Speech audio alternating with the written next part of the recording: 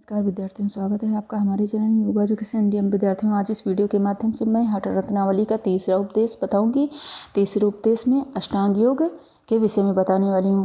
विद्यार्थियों, दो उपदेश आपने अच्छे से समझ लिया होगा और आशा करते हैं कि आपने अच्छे से याद भी कर लिया होगा। विद्यार्थियों, अष्टांग योग जैसे 8 अंगों का वर्णन होता है, जैसे कि पतंजलि ऋषि ने योग सूत्र में अपने बताया, यम, नियम, आसन, प्राणायाम, प्रत्याहार, धारणा, ध्यान, समाधि। और इसमें भिन्नता है, ये ध्यान रखना कि योग सूत्र में तो 5 यम 5 नियम आदि बताए गए हैं। हठ योगियों ने ज़्यादातर 10 यम 10 नियम बताए हैं, लेकिन यह देखना श्रीनिवासा जी ने हठ रत्नावली भी हठ योग का प्रमुख ग्रंथ है ना, तो देखना श्रीनिवासा जी ने क्या बताया है इसमें, तो ध्यान से समझना। इन्होंने नियम बताया 30 प्रकार के नियम बताए हैं। उसमें से मानसिक नियम 15, कायिका नियम 15। कायिका मतलब शारीरिक, मानसिक मतलब मन से रिलेटेड। तो चलिए समझते हैं ध्यान से, और आसनों को मैं थोड़ा सा समझा दूं। विद्यार्थियों, हठ रत्नावली में 84 आसन बताया गया है, और वैसे तो जितने भी ये जीव यानी प्राणी योनियाँ हैं उतने प्रकार के आसन, लेकिन उसमें से 84 आसन मुख्य हैं। फिर 84 आसनों में से 34 आसन मुख्य हैं। फिर 34 में से 10 आसन मुख्य हैं। फिर 10 आसन से 4 प्रमुख हैं। इन सब में जो मुख्य आसन हैं उनमें उसको मैं अभी आगे इसी में बताऊंगी। विद्यार्थियों, हठ योग का पहला अंग क्या है? हठ योग का पहला अंग आसन है। इस तरह आप पॉइंटों को जरूर ध्यान रखना, इसी तरह क्वेश्चन पूछा जाता है। हठ योग का पहला अंग आसन है। अब आसनों के लाभ क्या हैं? स्थिरता, आरोग्यता, हल्कापन, दृढ़ता।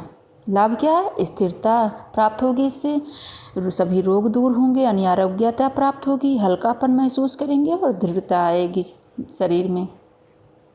तो ये हो गए आसन। चलिए अब हम समझेंगे नियम। सबसे पहले मानसिक नियम को समझेंगे विद्यार्थियों। इसमें हमने पॉइंट ओ में रखा है ताकि आप आसानी से याद कर सकें, और जहाँ कहीं कुछ ना समझ में आएगा कमेंट बॉक्स में शेयर करना, मैं दोबारा से समझा दूँगी। चलिए सबसे पहले समझते हैं मन की प्रसन्नता। मन की प्रसन्नता का भाव होना चाहिए, यानी मन मस्तिष्क एकदम बिल्कुल शांत होना चाहिए, साम्यावस्था में रखना चाहिए, किसी भी प्रकार के व्यवधान ना आने देना चाहिए। इसका नितांत आवश्यक है, तभी तो साधना मार्ग में आप आगे बढ़ेंगे। वो साधना मार्ग हो या चाहे जो लक्ष्य आप प्राप्त करना चाहते हो, अगर मन शांत रहेगा तभी आगे आप बढ़ पाएंगे।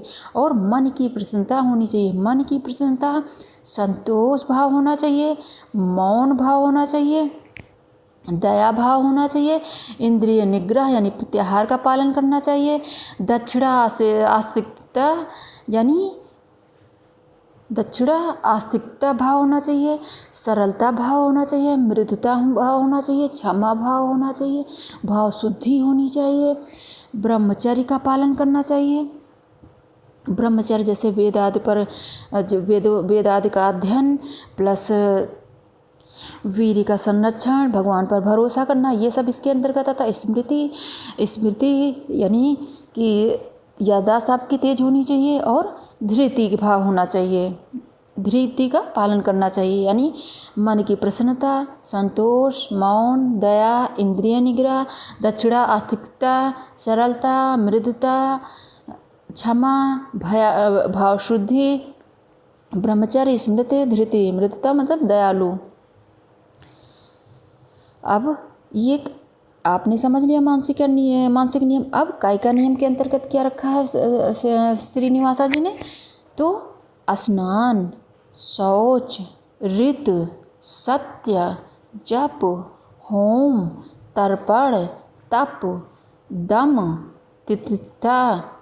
तितिक्षा, नमस्कार, प्रदक्षिणाम, व्रत, उपवास। यानी स्नान आदि करना, शौच शुद्धता, मानसिक शुद्धता, शारीरिक शुद्धता होनी चाहिए, ऋतु भाव होना चाहिए का पालन करना चाहिए, सत्य का पालन करना चाहिए, जप करना चाहिए, होम करना चाहिए, तर्पण करना चाहिए, और तप, दम, तितिक्षा, नमस्कार, प्रदक्षिणाम, व्रत, उपवास। ये पॉइंटों को आप ध्यान रखना। और आसानी से याद कर लेना। अब हम प्रमुख आसनों को समझेंगे। वैसे तो 84 में से 34 आसन मुख्य हैं, लेकिन उसमें से जो मुख्य हैं जहाँ से क्वेश्चन बन सकते हैं उसको मैंने यहाँ पर नोट किया है, तो यह देख लें कौन कौन से हैं। सिद्धासन, पद्मासन, सिंहासन, भद्रासन, स्वस्तिकासन, गोमुखासन, वीरासन, मयूरासन, कुक्कुटासन, मुक्तासन, धनुरासन, मत्स्येंद्रासन आदि आसन है। अभी मैं आपको बताऊंगी। चलिए सबसे पहले यह देख लें कि सिद्धासन कैसा आसन है विद्यार्थियों, किस प्रकार बैठना है, किस प्रकार से करना है, तो हमने हठ प्रदीप का और घृण संहिता में बहुत विस्तार से सब कुछ बता रखा है। आप वह वीडियो देख लेना, लेकिन यहाँ मैंने मुख्य पॉइंटों को ही रखा है। चलिए समझते हैं। ध्यानात्मक, यह एक ध्यानात्मक आसन है और इसको आसनों को राजा कहा जाता है। और इसके 3 अन्य नाम और अगर आपको कहीं नजर आए तो यह समझना सिद्धासन के ही नाम हैं। वो भी हठ रत्नावली के अनुसार। तो कौन से हैं? वज्रासन, मुक्तासन, गुप्तासन। अब दूसरे नंबर का पद्मासन आसन। इसको सभी ग्रंथों में तो पद्मासन कहा गया, लेकिन इसमें हठ रत्नावली में इसका नाम बद्ध पद्मासन रखा गया है। बद्ध पद्मासन, ये ध्यान रखना। यह एक ध्यानात्मक आसन है। जैसे बैठने की पोजीशन से आप समझ सकते हैं विद्यार्थियों, शरीर की जिस प्रकार की मुद्रा रहेगी उस प्रकार से आप समझ सकते हैं कि वह कौन सा ध्यानात्मक है, कि संवर्धनात्मक है, किस प्रकार का आसन है, यानी स्टैचू पोज कौन सा आसन है, वो आप अपनी बॉडी के हिसाब से समझ सकते हैं विद्यार्थियों। ध्यानात्मक, और इससे जो है दुर्लभ रोग भी नष्ट हो जाते हैं। किससे? पद्मासन आसन से। अब सिंहासन आसन से थायराइड और गले से रिलेटेड सभी रोग, कफ संबंधी रोग सभी दूर होते हैं। फेफड़ों का विकास इससे होता है और भी बहुत सारे लाभ इसके हैं सिंहासन से। आत्मविश्वास बढ़ता है सिंहासन से। सर्वाइकल रोग दूर होते हैं, गले से रिलेटेड होते हैं ना। और पैरों का टेढ़ापन दूर होता है। पाचन तंत्र के साथ फेफड़ों का भी विकास होता है। दांत संबंधी विकार समाप्त होते हैं। यानी कि एक आसन और इतने सारे कार्य, इतने सारे लाभ हैं। तो कब आपको प्राप्त होंगे? जब आप सिंहासन आसन करेंगे। और भद्रासन, यह ध्यानात्मक आसन है और ऋषियों ने बताया है कि इस आसन में बैठने पर पथरी अगर है तो वो बाहर आ जाती है और इससे सभी रोग नष्ट होते हैं। और स्वस्तिकासन, 5वें नंबर का स्वस्तिकासन, यह एक ध्यानात्मक आसन है। गोमुखासन, यह गोमुखासन आसन भी ध्यानात्मक आसन है। जिस प्रकार से बैठेंगे यानी बैठने की स्थिति से आप समझ सकते हैं कि गोमुखासन ध्यानात्मक आसन है। और इससे लाभ कितना है यह देख लें, मैं बता दूं आपको। जैसे पैर है, गुप्त रोग है, पाचन तंत्र, सब में यह लाभ प्राप्त करेगा, प्रदान करवाएगा। यानी जो गुप्त रोग हैं वे दूर होंगे, पाचन तंत्र संतुलित होगा। और इसको खाना खाने के बाद भी कर सकते हैं। गोमुखासन आसन और वज्रासन आसन भी खाना खाने के बाद कर सकते हैं। वीरासन, 7वें नंबर का वीरासन। तो वीरासन आसन भी ध्यानात्मक आसन है। वीरासन विद्यार्थियों, वीरासन में कैसे बैठना है यह बता दूं, क्योंकि ये अन्य ग्रंथों से डिफरेंट हैं विद्यार्थियों। इसकी विधि में समानता अन्य ग्रंथों से, लेकिन हठ रत्नावली में सीधे बैठकर दोनों पैर को फोल्ड करके बैठेंगे जैसे सुखासन बैठते हैं। और जो बायां पैर है उसको नीचे रखेंगे, दायां पैर पिंडली और जंघा के बीच में जो स्थान होता है उसमें फंसा कर रखेंगे। आंखें बंद रहेंगी, कमर गर्दन सीधी रहेगी और हाथ घुटनों के ऊपर रखेंगे। ठीक, वीरासन आसन। अब मयूरासन, ये